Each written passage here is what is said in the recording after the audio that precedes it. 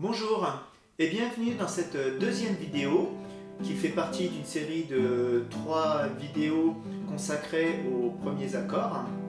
Donc dans celle-ci, je vous propose de voir les accords de Do majeur, Do septième, Sol majeur et Sol septième.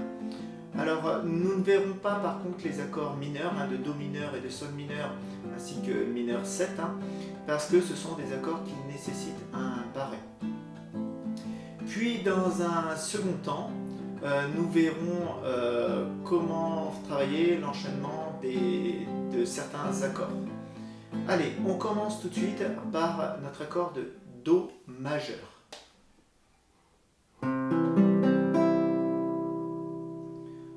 Donc pour jouer un accord de Do majeur qui s'écrira avec la lettre C, donc si vous voulez retrouver comment on trouve la correspondance des lettres et des accords, je vous invite à aller voir la première vidéo. J'explique que donc, les lettres, on a A, B, C, D, E, F, G et qui correspondent à nos accords La, Si, Do, Ré, Mi, Fa, Sol.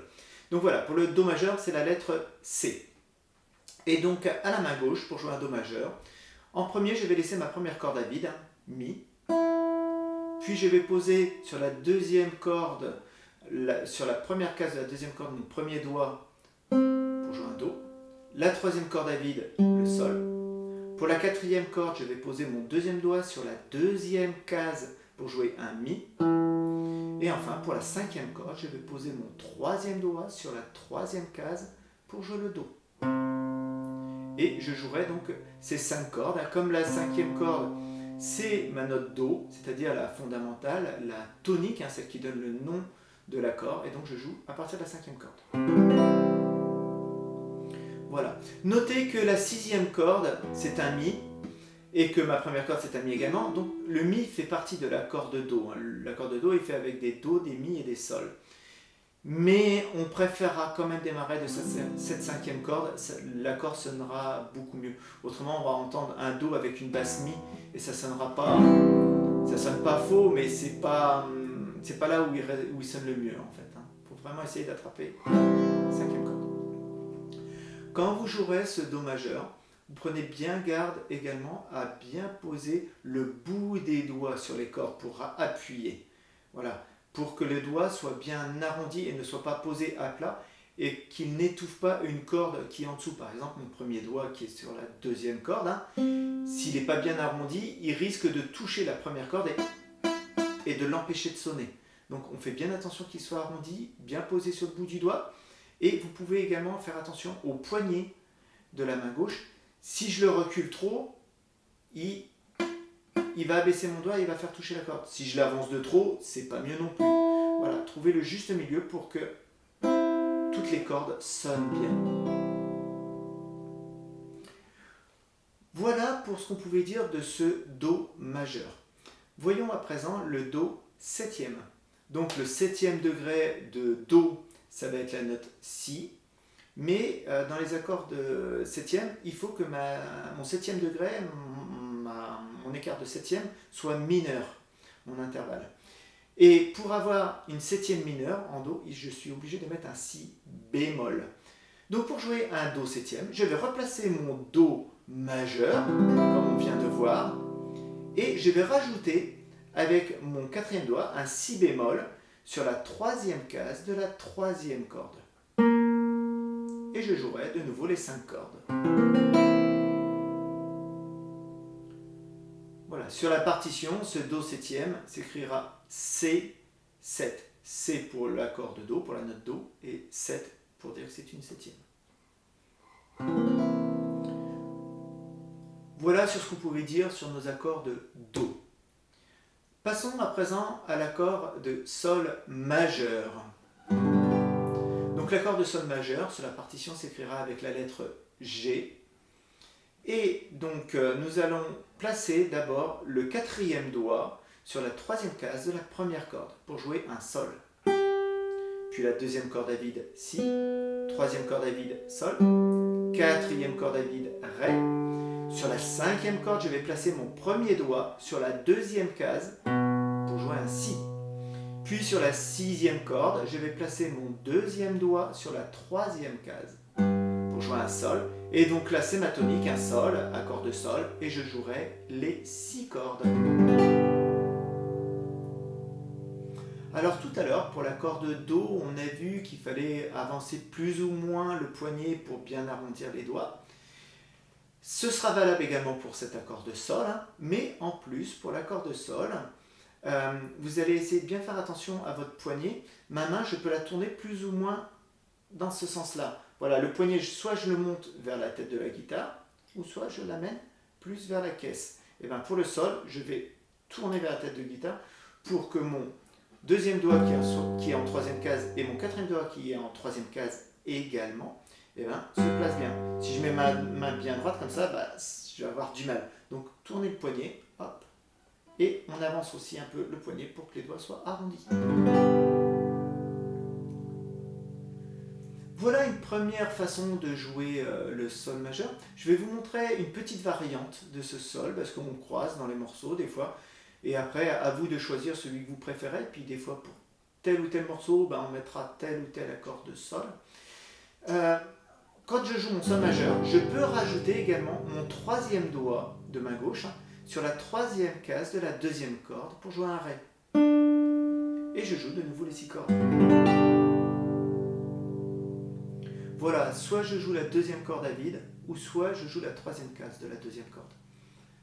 Alors vous verrez, celui que vous préférez, et quelquefois, suivant les morceaux, comme je vous dis, des fois on préférera appuyer sur la troisième case, et puis des fois on préférera laisser la deuxième corde à vide.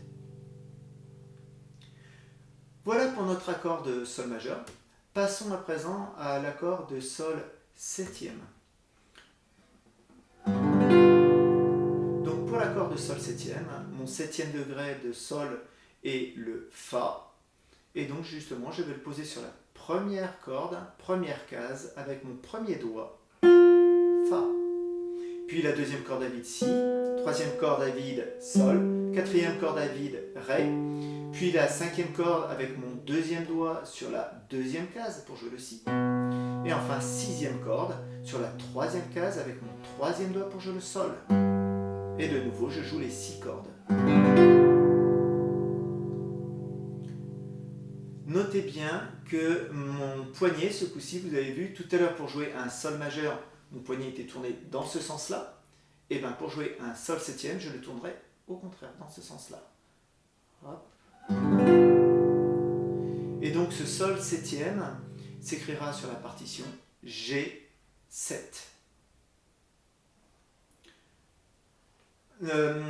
On verra également tout à l'heure quand on va enchaîner les accords que souvent après ce sol septième vous aurez un accord de Do majeur. De même qu'après le Do septième, souvent après vous aurez l'accord de Fa majeur. Voilà sur ce qu'on pouvait dire sur ces accords de Do et Sol. Ce que je vous propose maintenant, c'est de voir comment enchaîner certains accords. Donc on va avoir 2 déplacements. On va voir le premier déplacement, ça va être entre le Do majeur et le La mineur.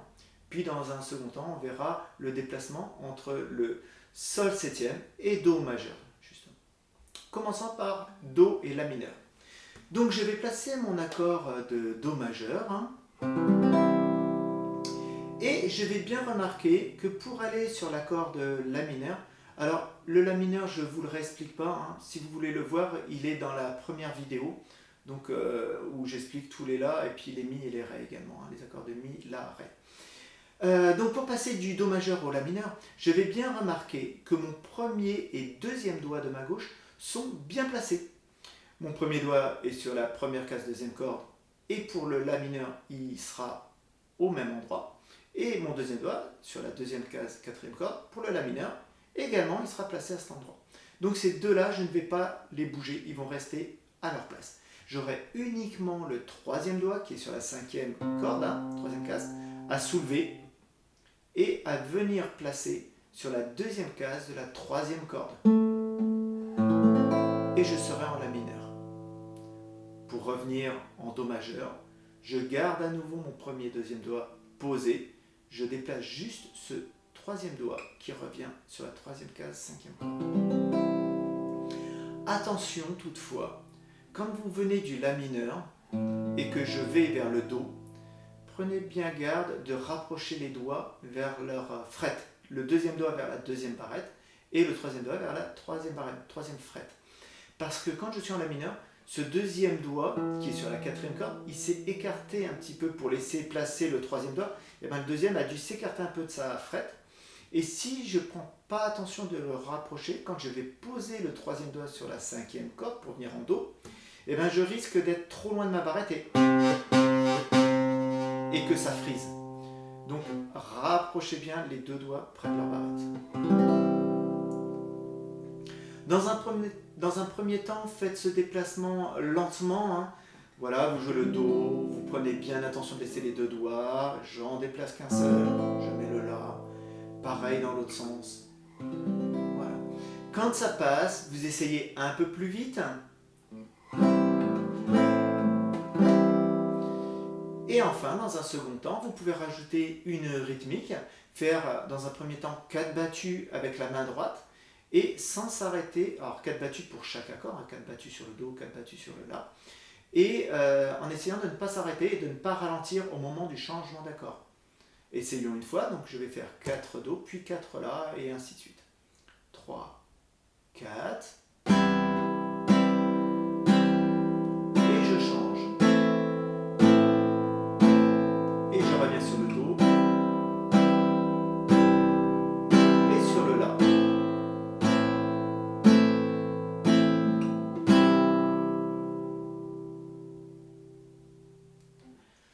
Quand ce petit exercice passe plutôt bien, vous vous sentez à l'aise, alors n'hésitez pas à accélérer le tempo. Hein, et puis quand ça passe, même avec le tempo accéléré, eh ben, commencez à mélanger les rythmes, à rajouter des croches, des blanches, des noires, enfin tous les rythmes que vous voulez, et essayez de vous trouver des petits morceaux où on a cet enchaînement entre deux accords. Sachant qu'entre le Do et le La, il y a énormément de morceaux où on a ces deux accords qui s'enchaînent. Voilà pour le Do majeur et le La mineur. Voyons à présent l'enchaînement entre le Do et Sol septième ou Sol septième, Do. Donc on va démarrer en plaçant toujours notre Do majeur. Hein, et on va remarquer que pour aller sur un Sol septième, ce coup-ci on n'a plus de doigts qui restent en commun. Il va falloir tout ce qui se déplace, mais pas n'importe comment. Puisque je vais bien repérer que tous mes doigts sont dans les bonnes cases. Pas sur les bonnes cordes, mais dans les bonnes cases. Mon premier doigt, qui est en première case de la deuxième corde, il va rester dans cette première case, mais il va descendre d'une corde pour aller sur la première. Et enfin, mes deux autres doigts, qui sont sur la deuxième et troisième case de la quatrième et cinquième corde, ils sont dans les bonnes cases aussi, avec le bon intervalle de cordes, hein, mais il va falloir tous les deux qui montent d'une corde. Donc je vais les soulever en même temps, comme si ces deux doigts faisaient partie d'un même bloc, qu'ils étaient collés, qu'ils étaient bloqués comme ça dans cette position. Et donc je les soulève tous les deux en même temps, et je vais tous les deux les monter ensemble d'une corde. Et je pose, et je suis en Sol septième. Pour revenir en Do majeur, je fais le mouvement inverse. Alors ce coup-ci, tout à l'heure, on a détaillé le mouvement. Maintenant, on va essayer que les trois doigts, que ça fasse qu'un seul mouvement. Donc je lève les trois doigts en même temps. Le premier monte, les deux autres descendent et je repose. Je suis en Do majeur.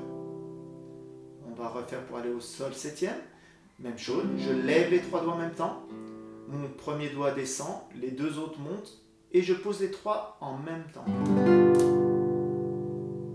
Voilà, essayez quand vous travaillez vos déplacements d'accords comme ça, que tous les doigts, ça fasse qu'un mouvement. Tous les doigts se lèvent ensemble, se déplacent ensemble et se reposent ensemble. Car souvent, au début, on a tendance à poser qu'un seul doigt, les uns après les autres.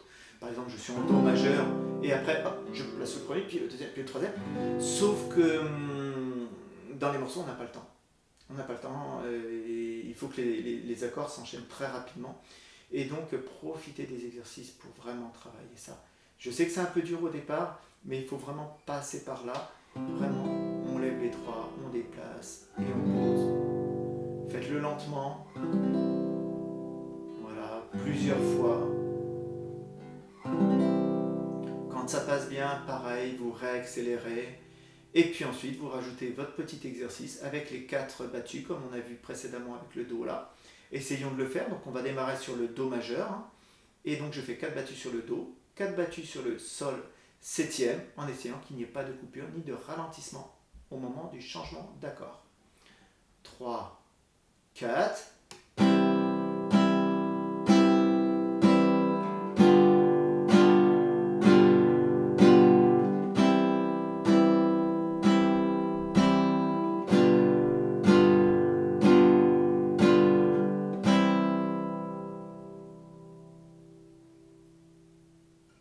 Voilà, donc cet enchaînement, vous le croiserez souvent aussi dans les morceaux, parce que après le Sol septième, souvent on a un Do majeur. Voilà, les accords de septième attirent vers un autre accord.